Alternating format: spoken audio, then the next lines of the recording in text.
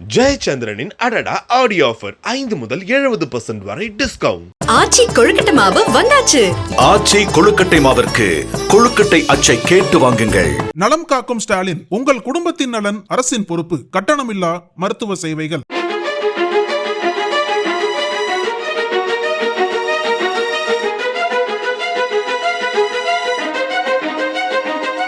உத்தரப்பிரதேச மாநிலம் பல்ராம்பூர் மாவட்டத்தைச் சேர்ந்தவர் மாற்றுத்திறனாளியான நிர்பயா. இதில் அந்த பெண்ணின் நலன் கருதி அவரது பெயர் மாற்றப்பட்டுள்ளது.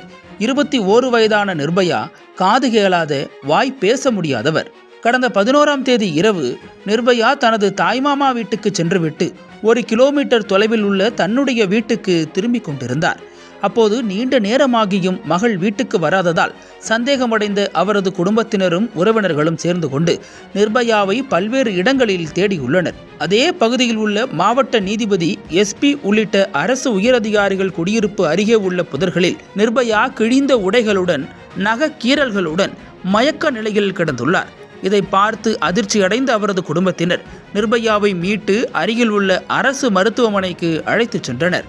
ஒருபுறம் அவருக்கு மருத்துவர்கள் சிகிச்சை அளித்துக் கொண்டிருக்க, மறுபுறம் உனக்கு என்ன நடந்தது என உறவினர்கள் கேட்டுள்ளனர். அப்போது தனக்கு நேர்ந்த கொடுமைகள் குறித்து நிர்பயா சொன்னது அனைவரையும் அதிரச் செய்துள்ளது. சம்பவத்தன்று நிர்பயா தனது தாய்மாமா வீட்டிலிருந்து பெற்றோர் வீட்டுக்கு திரும்பிக் கொண்டிருந்தார்.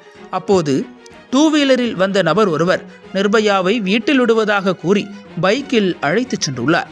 ஆனால் அவர் வீட்டுக்கு செல்லாமல் அந்த பெண்ணை ஆள் நடமாட்டம் இல்லாத வெறிச்சோடிய பகுதிக்கு அழைத்துச் சென்று பைக்கை நிறுத்தியுள்ளார். பயந்து போன நிர்பயா அங்கு நடக்கப் போகிறது என்ன என யூகிப்பதற்குள் திடீரென அங்கு வந்த 4 பேர் கொண்ட கும்பல் நிர்பயாவை தாக்கி கூட்டு பாலியல் வன்கொடுமை செய்துள்ளனர். இதை கேட்டு அதிர்ச்சி அடைந்த பெண்ணின் குடும்பத்தினர் இந்த சம்பவம் குறித்து காவல் நிலையத்தில் புகார் அளித்தனர். அந்த புகாரின் அடிப்படையில் போலீசார் வழக்கு பதிவு செய்து விசாரணை நடத்தினர். மேலும் சம்பவம் நடந்த இடத்தில் உள்ள CCTV கேமராக்களை ஆய்வு செய்த போது அந்த பெண்ணை 4 பேர் கொண்ட கும்பல் பைக்கில் துரத்தி செல்லும் காட்சிகள் பதிவாகியிருந்தன.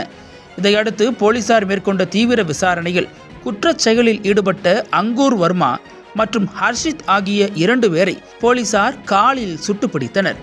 போலீஸ் விசாரணையில் அவர்கள் தாங்கள் செய்த குற்றத்தை ஒப்புக்கொண்ட நிலையில் மற்றவர்களை பிடிக்க போலீசார் தீவிரமாக களமிறங்கியுள்ளனர்.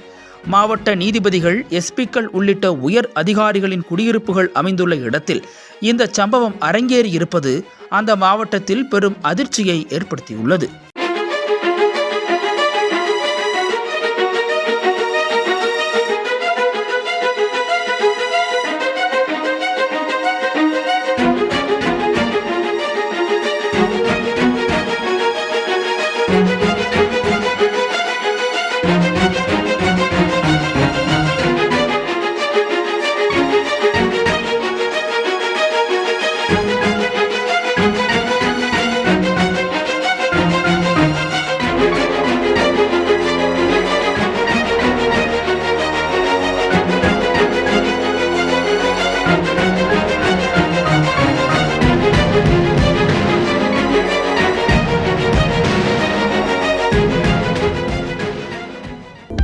அனல் பறக்கும் செய்திகளை அப்டேட் செய்து கொள்ள நக்கீரன் களத்தை இப்பவே சப்ஸ்கிரைப் பண்ணுங்க.